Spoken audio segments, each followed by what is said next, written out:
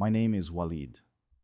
I am 34 years old, and on September 22nd, 2017, I committed an act so heinous that it should have damned me forever. I stood before a statue of the Virgin Mary and burned sacred Christian Bibles while chanting prayers to Allah, filming it for the world to see.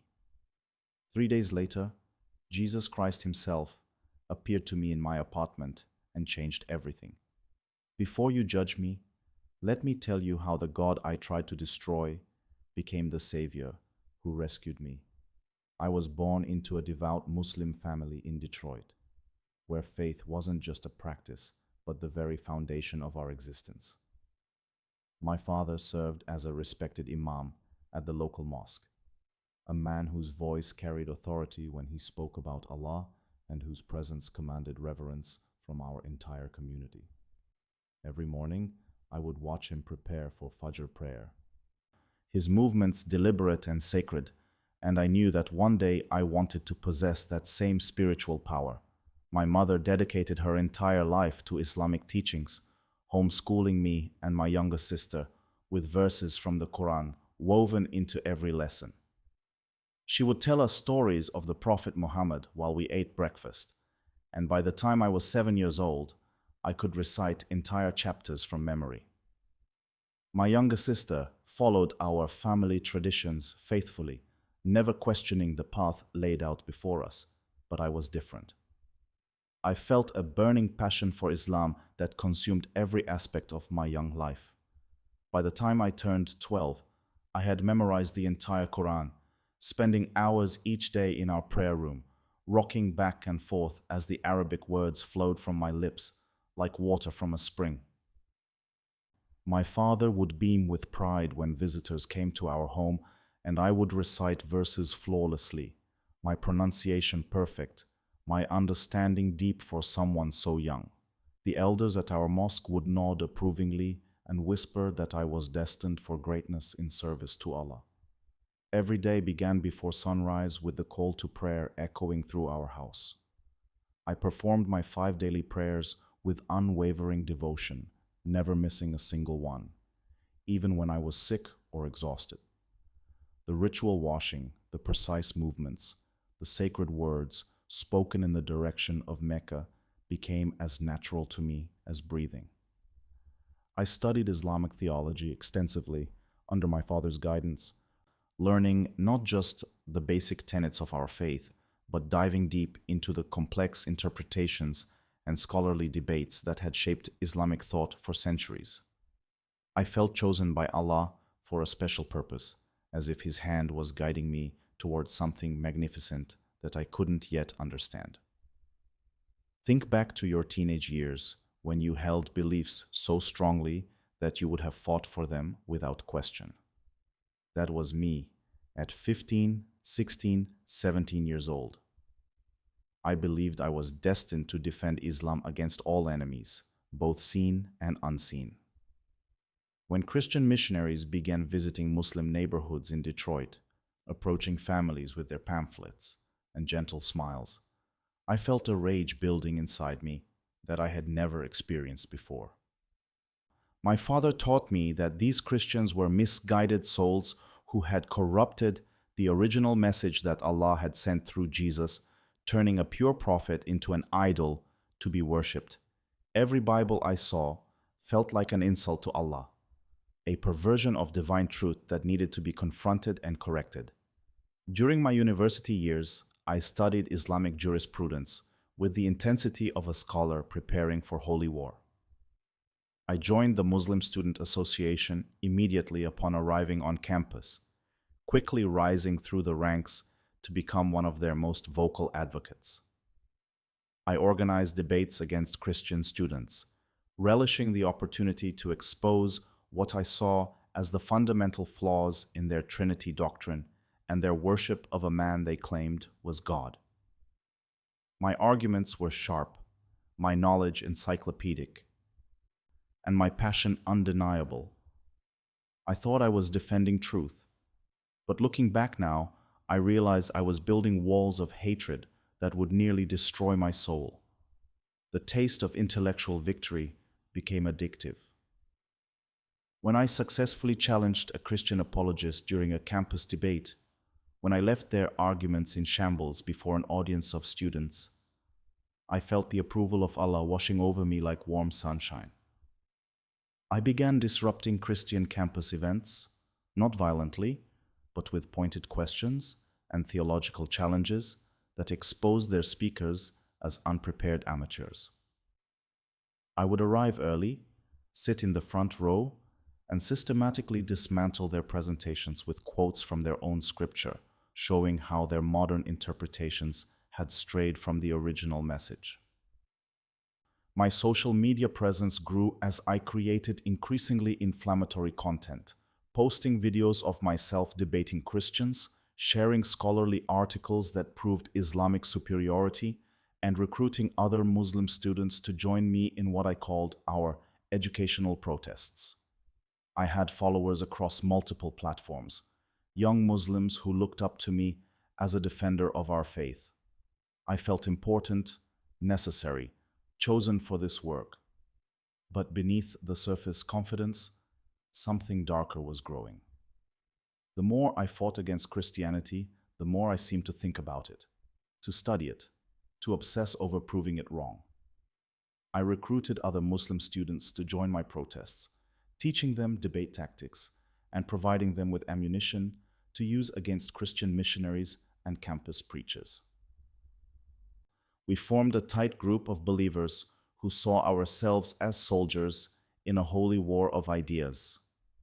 I remember the rush of adrenaline I felt when we would surround a street preacher, not to harm him physically, but to overwhelm him with questions and challenges until he either fled or stood there speechless before the gathering crowd. We called ourselves soldiers of Allah, but we were prisoners of pride, trapped in our own self-righteousness. My family watched my growing activism with mixed emotions. My father was initially proud of my zealous defense of Islam, seeing it as evidence that his teachings had taken deep root in my heart. But my mother began to worry about the growing anger she saw in my eyes, the way my jaw would clench when I spoke about Christians, the hatred that seemed to be consuming more and more of my thoughts.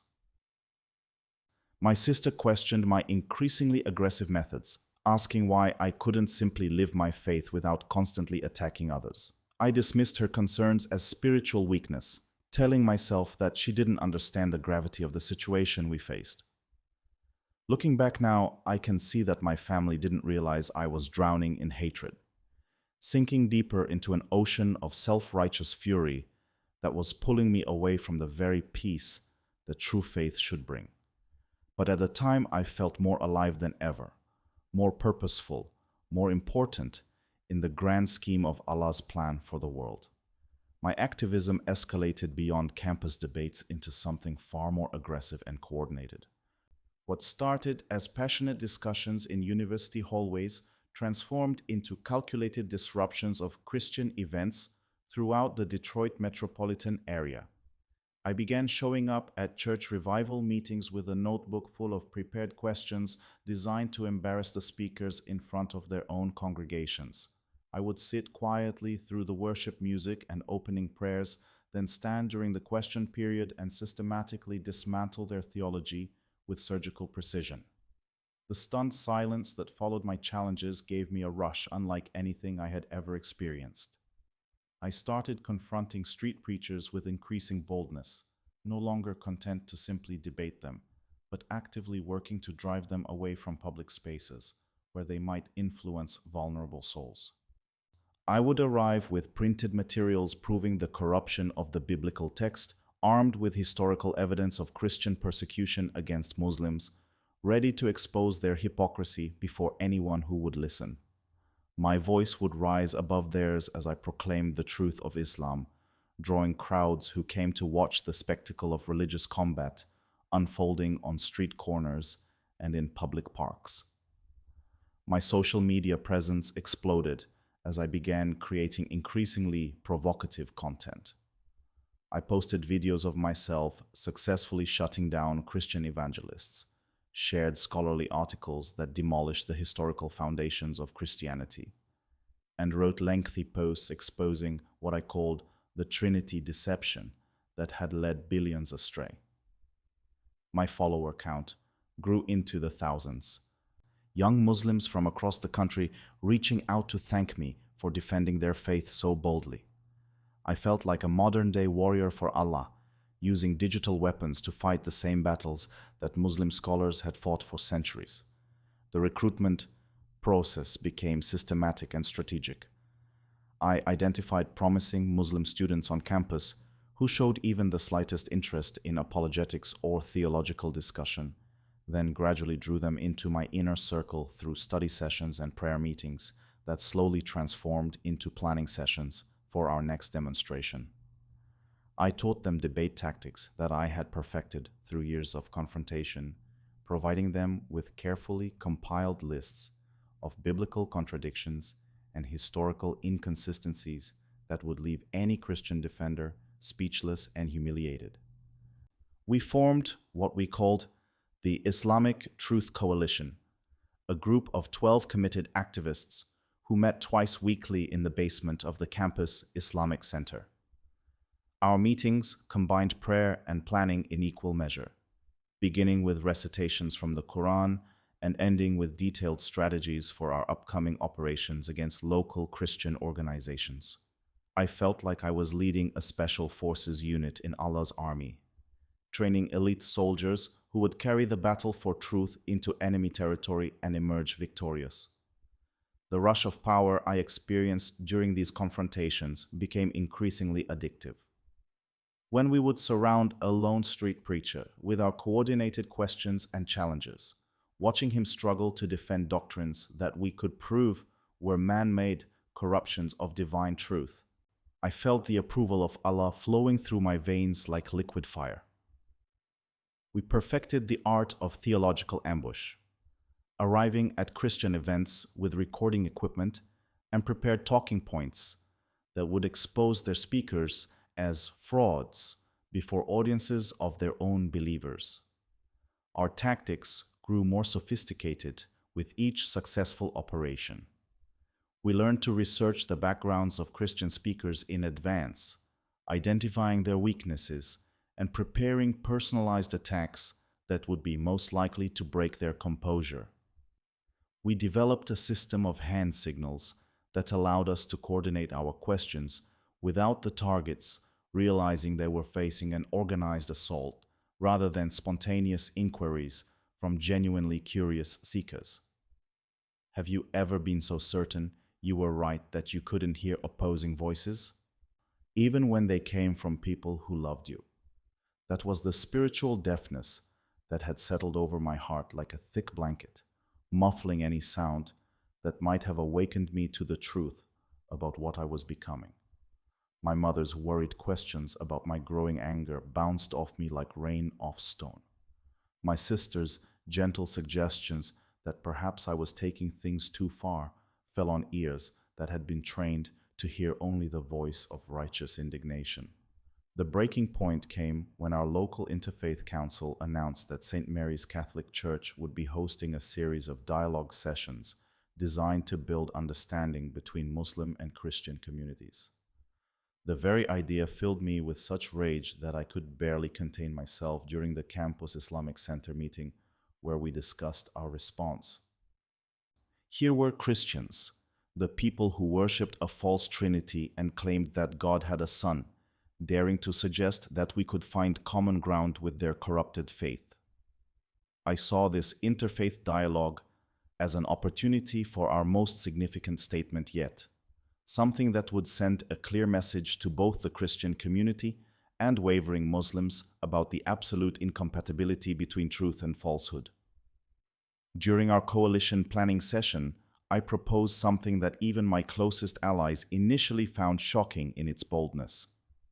I suggested that we organize a public demonstration that would expose the idolatrous nature of Christian worship in a way that no one could ignore or rationalize away.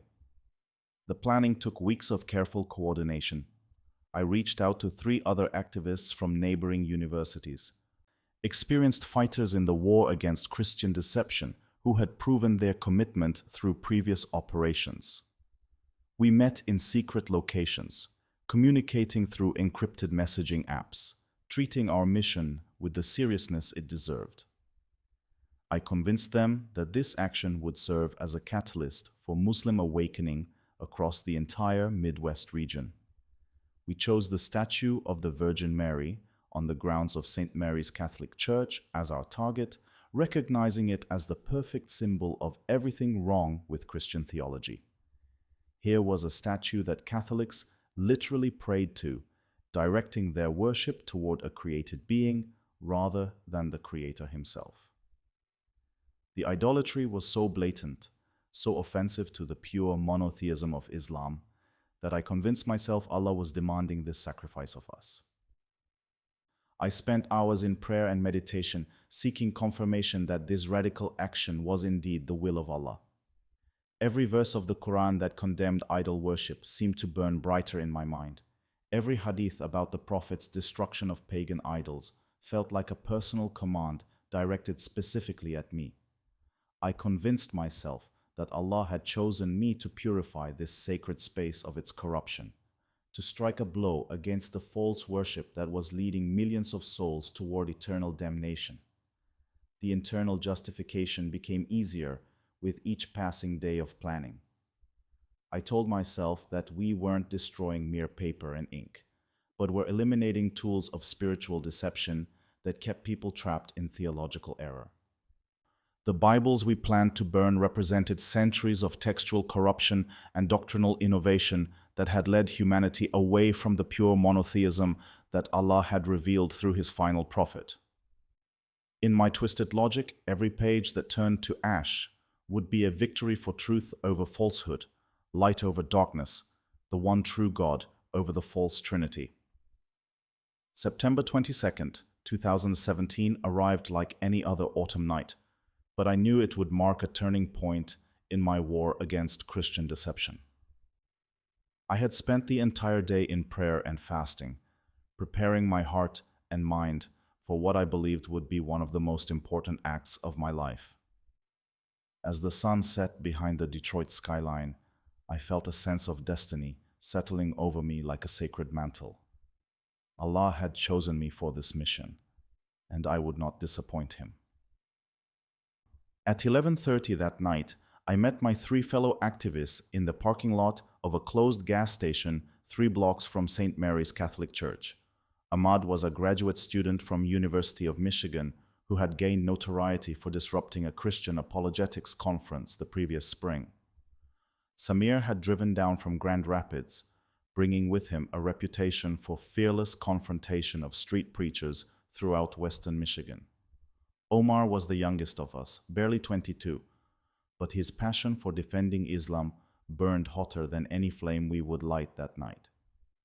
We had spent weeks planning every detail of our operation. I carried a red gasoline container that we had purchased with cash from 3 different stations, ensuring no single transaction could be traced back to us. Omar brought a box of wooden matches and backup lighters in case of wind or mechanical failure. Each of us carried copies of the New Testament that we had purchased from different Christian bookstores across the metropolitan area, ensuring a diverse representation of the corrupted text we were about to purify with fire. The walk to St. Mary's felt like a pilgrimage in reverse, each step taking us closer to what I believed was a sacred act of cleansing. The night air was crisp with early autumn chill, and our breath formed small clouds as we whispered final preparations and reviewed our planned statements.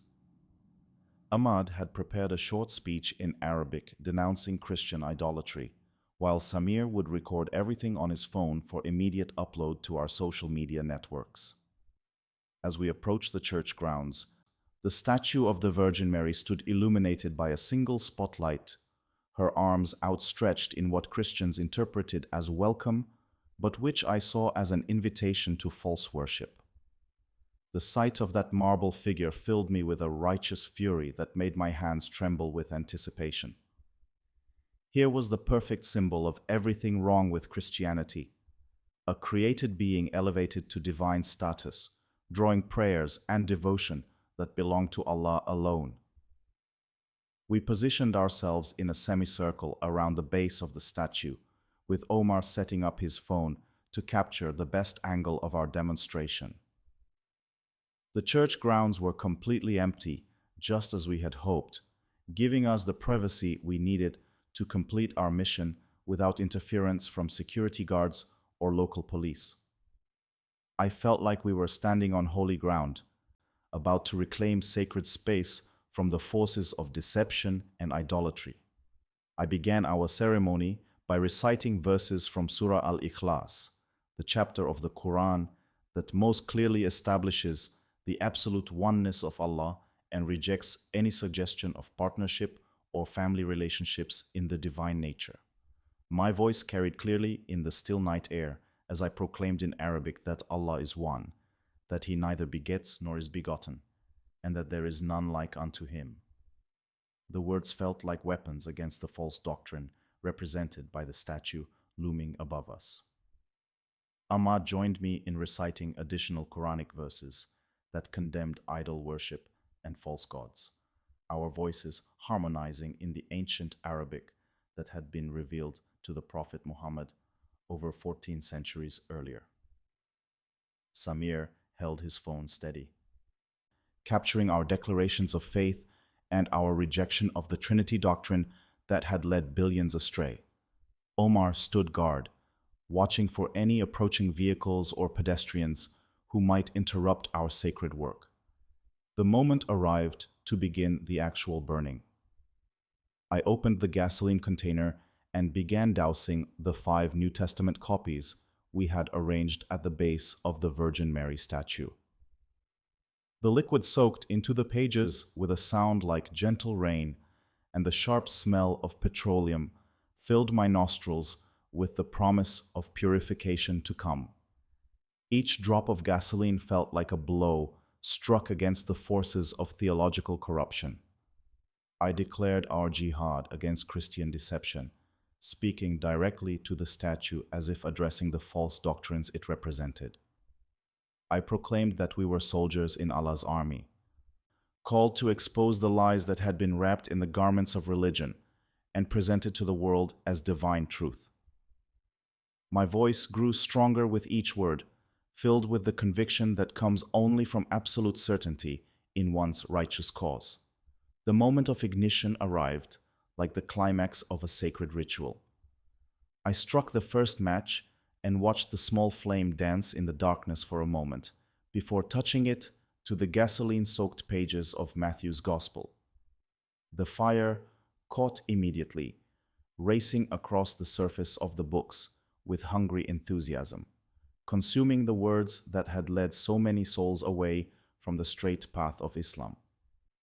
The flames rose higher than I had anticipated, casting dancing shadows on the statue above us and illuminating our faces with an orange glow that made us look like ancient warriors gathered around a victory fire. Ahmad, Samir, and Omar began chanting Allahu Akbar in rhythm with the crackling of the burning paper, their voices rising and falling like a battle hymn, celebrating our triumph over falsehood. I felt a rush of power and righteousness, unlike anything I had ever experienced. This wasn't mere destruction, but purification, not vandalism, but holy cleansing. I believed I could feel Allah's approval radiating down from the heavens, blessing our bold action against the idolatrous worship that had infected this sacred ground. Every page that curled and blackened in the flames represented another victory for truth over deception. The emotion was intoxicating in its intensity. I felt like a prophet calling down divine judgment, like one of the ancient champions of monotheism, striking a blow against the forces of polytheism and corruption. The fire seemed to dance with supernatural energy, consuming not just paper and ink, but the very lies those words represented. As the last pages crumbled to ash, I felt triumphant and vindicated. We had struck a powerful blow for truth, created a statement that would resonate throughout both the Christian and Muslim communities. I thought we had won a great victory for Allah, purified sacred ground of its corruption, and sent a clear message that true believers would not tolerate the worship of false gods. But even as we prepared to leave, I noticed something strange settling over the church grounds. A profound silence descended, deeper than the normal quiet of night, as if the very air was holding its breath.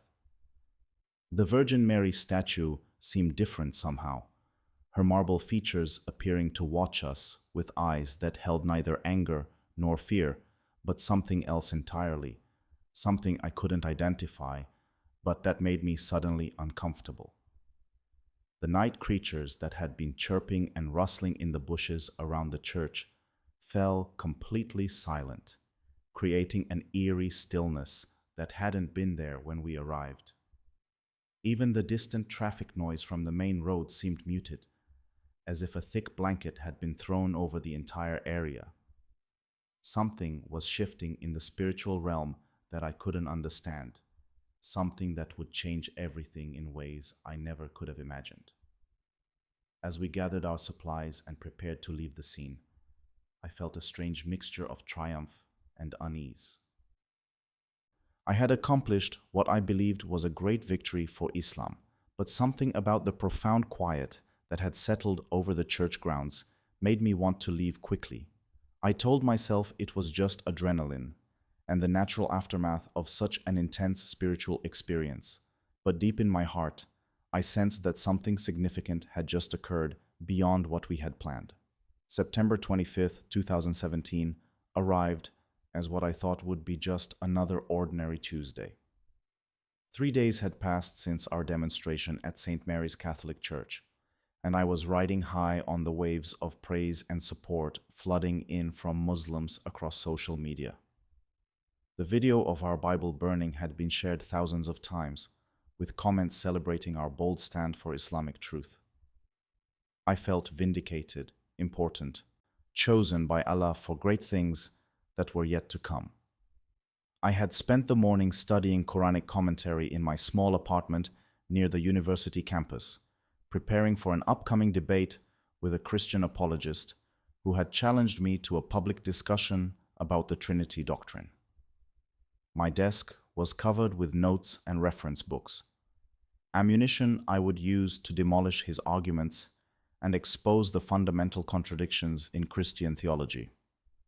The afternoon sun streamed through my window as I sat cross-legged on my prayer rug, reciting verses that condemned idol worship and affirmed the absolute oneness of Allah.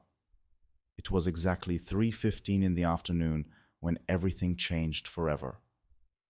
I was alone in my apartment, completely absorbed in memorizing a particularly complex passage from Ibn Taymiyyah's refutation of Christian doctrines, when the temperature in the room suddenly shifted. The autumn warmth that had been filtering through my windows was replaced by something entirely different. Not cold, but charged with an energy that made every hair on my arm stand upright. All of my electronic devices shut off simultaneously without any explanation. My laptop screen went black in the middle of displaying a web page. My phone died despite having a full battery charge just moments before, and even my digital alarm clock reset itself to midnight. The silence that followed was so complete that I could hear my own heartbeat thundering in my ears. The air itself felt different, thick with a presence that I had never encountered before, but that somehow seemed familiar, ancient, and utterly beyond my understanding. Then came the light, beginning as a soft glow in the corner of my vision, but quickly expanding to fill every inch of my small apartment. This wasn't ordinary illumination, but something alive and pulsing with divine energy. It was brighter than the noon sun, yet somehow didn't hurt my eyes or force me to look away. Instead, it drew me in like a magnet, compelling me to stare directly into its radiant heart, where impossible colors swirled and danced in patterns that spoke of eternity itself. The warmth that accompanied this light penetrated deeper than my skin, deeper than my bones, reaching into the very core of my soul with a gentleness that was more terrifying than any violence could have been. My entire body began trembling uncontrollably, not from fear, but from the overwhelming realization that I was in the presence of something infinitely greater than anything I had ever imagined possible. Every theological argument I had ever constructed, every certainty I had built my life upon, crumbled like sandcastles before the tide of this divine encounter. Out of the brilliant light stepped a figure that defied every expectation I had about divine manifestation. He appeared as a man wearing simple white robes that seemed to be woven from the light itself, moving with a grace that spoke of absolute authority tempered by perfect love. His face was kind but marked with lines of suffering that told stories of pain voluntarily endured for others. When my eyes fell upon his hands, I saw the unmistakable scars of crucifixion. Nail wounds that had healed but remained as permanent reminders of ultimate sacrifice. His eyes held depths that contained all of human history, every joy and sorrow, every triumph and failure. But what struck me most powerfully was the complete absence of condemnation in his gaze. I had expected judgment, wrath, punishment for my actions against his followers, but instead I saw love so pure and unconditional that it shattered every defensive wall I had built around my heart. This was not the love of approval that depends on good behavior, but the love of complete acceptance that embraces the beloved exactly as they are.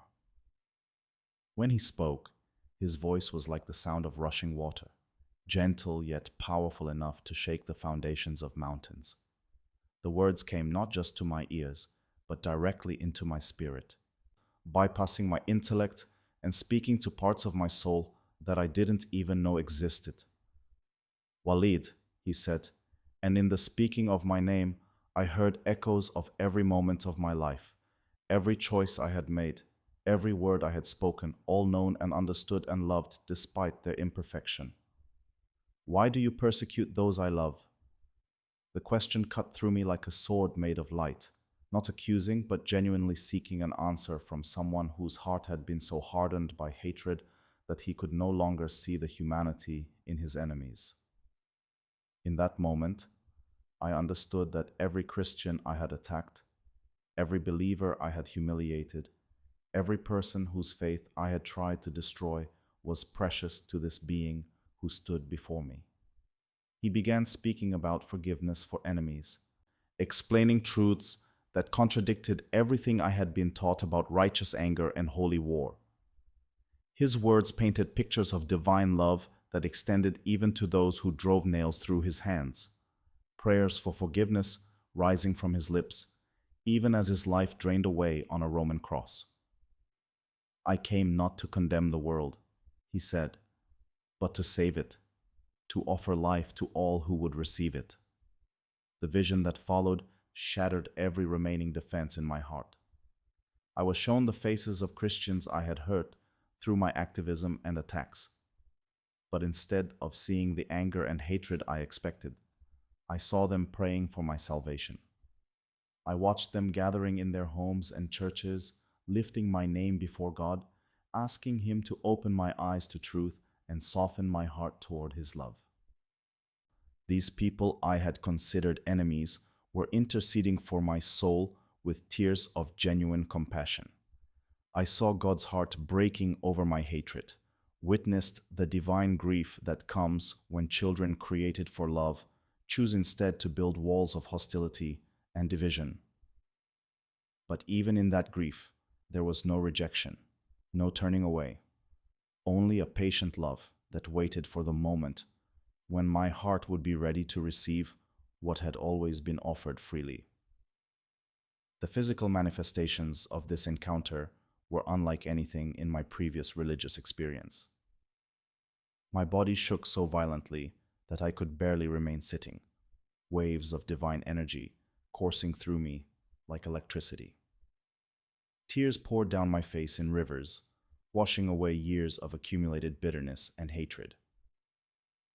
I felt simultaneously completely unworthy of this visitation and absolutely beloved by the one who had come to call me home. Most shocking of all was the overwhelming sense of complete acceptance that enveloped me like a warm embrace. Despite knowing every terrible thing I had done, every person I had hurt, every act of hatred I had committed in his name, Jesus looked at me with eyes full of love and extended his scarred hand toward me. "Will you follow me, Walid?" he asked, offering me a choice that would determine not just the direction of my earthly life, but the eternal destiny of my soul. Have you ever felt the presence of something so holy that it exposed every hidden corner of your heart, while simultaneously filling you with hope that redemption was possible? That moment of eternal significance stretched before me like a bridge between two worlds, one foot planted in everything I had believed and built my identity upon, the other reaching toward a truth so radical it would cost me everything I thought I needed. The choice hung in the air between us, heavy with consequences that would ripple through every relationship, every belief, every assumption that had shaped my understanding of reality. Everything I had been taught about Allah, about Muhammad, about the absolute finality of Islamic revelation was being challenged by a love so pure it could only be divine, a presence so holy it could only be the source of all truth. The vision ended as suddenly as it had begun, leaving me alone on my prayer rug in an apartment that felt foreign and strange, as if I had been transported to an entirely different universe. The electronic devices remained dead. The profound silence lingered for several more minutes, and I sat motionless in the fading afternoon light, trying to process what had just shattered every foundation of my existence. Was I losing my mind, or had I just encountered the living God in a form that contradicted everything I had been taught since childhood? The immediate confusion that followed was unlike anything I had ever experienced. My Islamic training battled against the undeniable reality of what I had witnessed, creating a war inside my mind that left me unable to think clearly about anything. I tried to rationalize the experience as a hallucination brought on by stress, or perhaps a test from Allah designed to strengthen my faith through trial. But the memory of those nail-scarred hands, the sound of that voice speaking my name with infinite love, the overwhelming presence of divine holiness refused to be explained away by logic or religious conditioning. Sleep became impossible. For 3 consecutive nights, I lay awake staring at the ceiling, replaying every moment of the encounter, analyzing every word that had been spoken, trying to find some way to reconcile what I had experienced with what I had always believed about God. The Quran sitting on my bedside table seemed to mock me with its familiar verses about the impossibility of Allah having a son, while the memory of Jesus calling me to follow him burned in my heart like an unquenchable flame. I couldn't eat without feeling nauseous, couldn't concentrate on my university studies, couldn't even perform my 5 daily prayers without feeling like a hypocrite. Every time I bowed toward Mecca and recited the Shahada, declaring that there is no God but Allah and Muhammad is his messenger, the words felt hollow in my mouth, competing with the echo of that divine voice, asking why I persecuted those he loved. Against every instinct of self-preservation and religious loyalty, I began conducting secret research into Christianity. In the privacy of my apartment, with curtains drawn and doors locked, I opened browser windows that I immediately deleted from my search history. I read articles about the Trinity doctrine that I had spent years attacking, but now I approached them not as an enemy seeking ammunition, but as a genuinely confused seeker, trying to understand how 3 could be 1 and 1 could be 3. I secretly ordered a copy of the New Testament online, having it delivered to a friend's address, and picking it up when I was certain no one from my family or mosque community would see me. Reading the Gospels felt like committing spiritual adultery, but I was compelled by a hunger I couldn't explain or satisfy. Every page revealed a Jesus who bore no resemblance to the false prophet I had been taught to reject, but instead showed me someone whose love and wisdom resonated with the deepest longings of my soul. The Gospel of John particularly devastated my theological defenses. When I read Jesus saying, "I and the Father are one," I remembered the presence I had felt in my apartment, the divine authority that had spoken my name with such intimate knowledge. When I read about his prayer for those who crucified him, I thought about his question regarding why I persecuted those he loved. The consistency between the Jesus of Scripture and the Jesus I had encountered became impossible to ignore or explain away. Comparing the teachings of Jesus to those of Muhammad created a crisis of faith that threatened to tear my soul apart. Where Muhammad had taught warfare against infidels, Jesus had commanded love for enemies. Where the Quran promised paradise through jihad and good works, Jesus offered eternal life as a free gift received through faith alone. The contrast was so stark that I could no longer pretend they were simply different paths up the same mountain.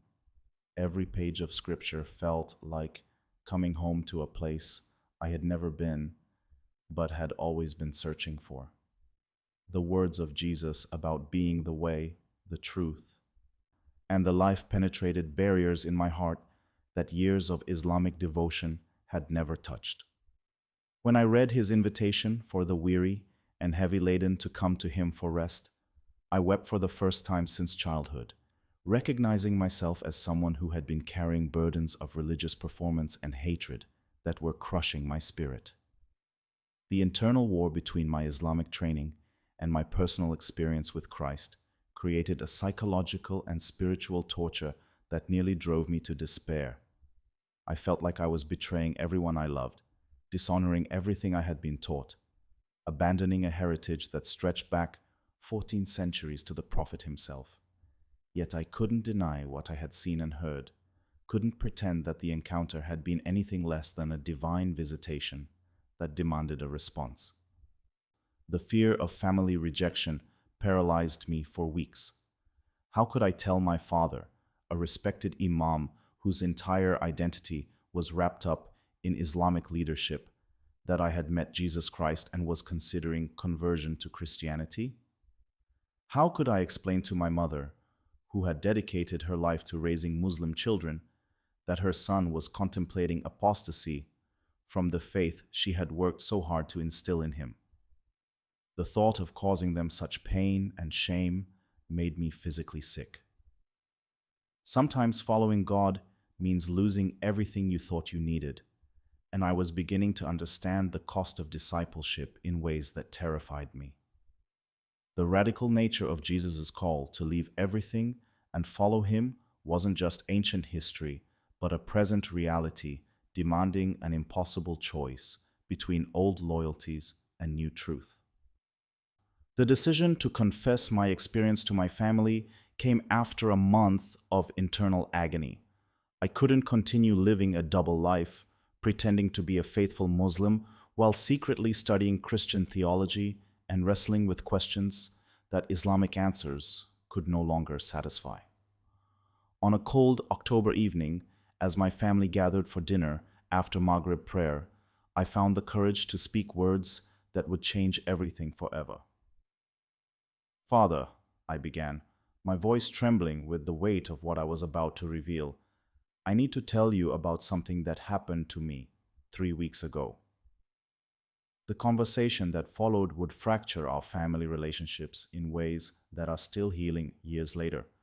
But it was the beginning of my journey from death into life, from hatred into love, from religion into relationship with the living God. My father's immediate reaction was explosive rage, unlike anything I had ever witnessed. His face turned crimson as he shouted accusations of betrayal, blasphemy, and mental illness. He called me a disgrace to our family name, a traitor to our faith, a son who had brought shame upon generations of faithful Muslims. The man who had raised me to love Allah above all else now looked at me as if I were his greatest enemy. The threats came quickly and with devastating clarity. If I did not immediately recant this foolishness and recommit myself to Islam, I would be disowned completely. My name would be erased from family records, my face would be forgotten, my existence would be treated as if it had never been. The father who had once been proud of my religious devotion now promised to mourn me as if I had died, because in his understanding, apostasy was worse than death. My mother's reaction cut deeper than my father's rage ever could. While he shouted and threatened, she simply wept with a grief so profound it seemed to drain all the color from her face. She reached toward me with trembling hands, as if trying to pull me back from the edge of a cliff where I was about to fall into eternal damnation. Her tears were not angry, but heartbroken, the tears of a woman who believed she was watching her beloved son choose hell over paradise, spiritual death over eternal life. Please, she whispered through her sobs, tell me this is just confusion, just a test of your faith that you will overcome. Tell me you don't really believe that Allah has a son, that you haven't abandoned everything I taught you about the oneness of God. The pain in her voice was unbearable because I knew that my answer would shatter her heart completely. I felt like I was committing matricide with my words, killing the woman who had given me life by choosing a path she could never understand or accept. My sister's response surprised me with its complexity. While my parents reacted with immediate emotional devastation, she stared at me with a mixture of shock, fear, and something that looked almost like curiosity. After the initial explosion of family drama had subsided into exhausted silence, she pulled me aside and asked the question that no one else had thought to pose. What exactly did you see, Walid? What happened that made you believe such a thing? Her willingness to actually listen to my experience rather than simply condemning it gave me the first glimmer of hope that maybe not every relationship would be destroyed by my conversion. I told her about the light, the presence, the nail-scarred hands, the voice that called my name with infinite love. She listened without interrupting, her eyes growing wider with each detail, and when I finished, she was quiet for a long time before saying, I don't understand what this means, but I believe that you really experienced something. The community backlash began almost immediately after word spread that the son of Imam Abdullah had converted to Christianity. My father, in his pain and rage, had shared the news with several mosque leaders, seeking their counsel about how to handle such an unprecedented crisis. Within days, the entire Muslim community in Detroit knew about my apostasy, and the response was swift and merciless. Former friends crossed the street to avoid speaking with me. Young men who had once sought my advice about Islamic apologetics now glared at me with undisguised hatred. The University Islamic Center banned me from entering the building, and my position as president of the Muslim Student Association was immediately revoked. My photo was removed from community newsletters. My articles were deleted from Islamic websites, and my name was spoken only as a cautionary tale about the dangers of studying too much Christian theology. Death threats arrived through social media from radical Islamic networks across the country. Anonymous messages promised that traitors to Islam would face justice, that apostates deserved death according to Sharia law, that my conversion was an act of war against the Muslim community. The video of our Bible burning, which had once been celebrated as a victory for truth, now became evidence of my hypocrisy and spiritual instability.